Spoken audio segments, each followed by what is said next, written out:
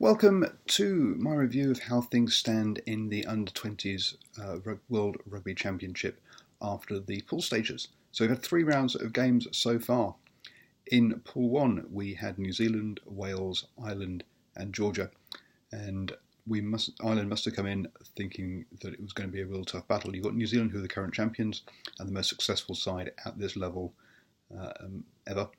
Wales, who are the Under-20 Six Nations Grand Slam champions, and Georgia, who had just been promoted. Ireland, though, upset the form book and won all their games and have come through out of this group.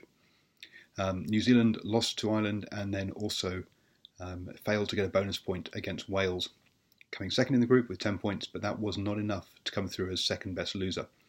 So for the first time ever, New Zealand have not qualified for the semi-finals in the top group, so basically aiming for the overall winners.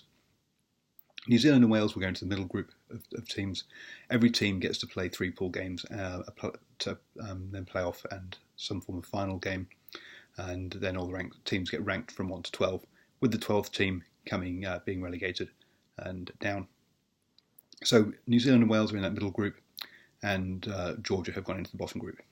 Now, Georgia hosts next time, so even if they do come last, they won't be relegated. So if they do come last, then the 11th place, I assume, will be relegated. It is important, though, for the positions from 5th to 8th, as there are 3 pools in this competition, and the seeding is done on the previous year's competition. So if you were to finish 6th, you'll be a 2nd seed, whereas if you finish 7th, you'll be a 3rd seed, which obviously make the thing much more difficult. So the games that do happen from now on do still count. In Pool B, we had England, Scotland, Australia and Italy. England had a poor Under-20 Six Nations, and Australia had beaten New Zealand in the run-up to this competition. So Australia came in with high hopes, and I must admit I was a bit wary of England's prospects, even though they were the hosts. In the end, they came through with 3 wins and 2 bonus points to not only top the group, the pool, but to get the number 1 seed going into the playoffs as well. Scotland came second, Australia third, having lost to Scotland and England, and Italy last. So Scotland and Australia again go into that middle group and to play off against New Zealand and Wales for the positions from 5th down to 8th.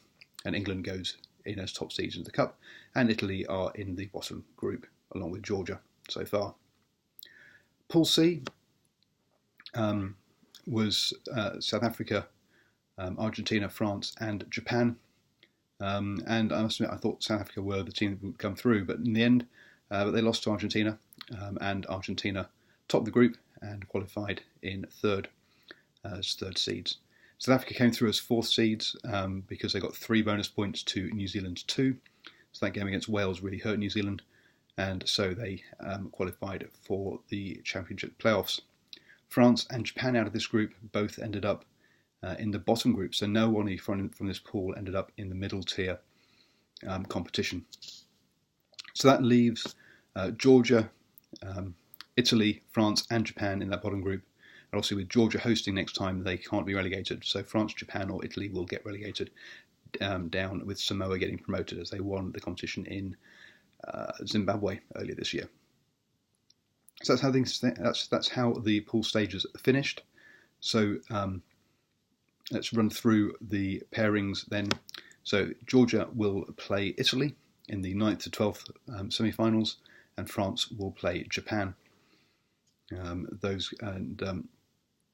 Those games coming up on the 20th, which from memory is Monday next week. Coming down then in the 5th to 8th playoff places, you've got New Zealand facing Wales again. New Zealand just beat Wales by a last-minute penalty, so that will be an intriguing game, certainly. And then Scotland will face off against Australia. So another 2 sides have faced each other already, with Scotland winning that previous game. So that's how things stand in the middle to the 5th to 8th groups.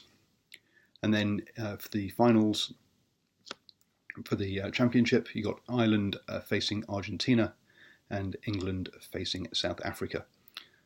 So 2 intriguing playoffs there. The New Zealand, England, and South Africa, the only teams to have won this competition.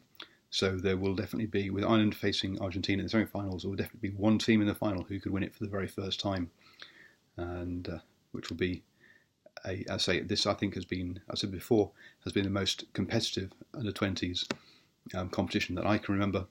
Normally you can get predict most of the games fairly comfortably, but this year there has definitely been a shake-up, and I think what you're seeing here, what we've seen from England definitely over the last sort of 3 or 4 years, with the first team to win the competition for England included players like Jack Nowell, Henry Slade, Oliver Devoto,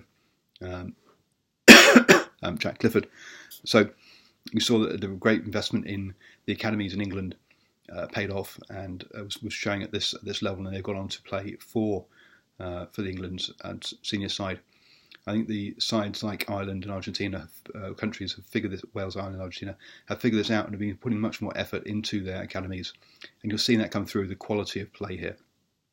This really is I know World Rugby have been showcasing or advertising it as the place for future stars, and it really is. I think the last Rugby World Cup of the New Zealand squad, only Sonny Bill Williams hadn't played for the Baby Blacks in this competition.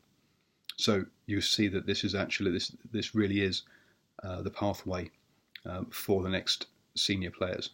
Not everyone makes it, obviously, but it's very if you don't appear in this competition, it seems that to make it to the top level is much harder. Although not impossible. Anyway, so that's my summary of how things stand and a few other little comments. Please subscribe to the YouTube channel or my newsletter with links below. And if you like the video, please like it and share it with your friends. Thanks, guys.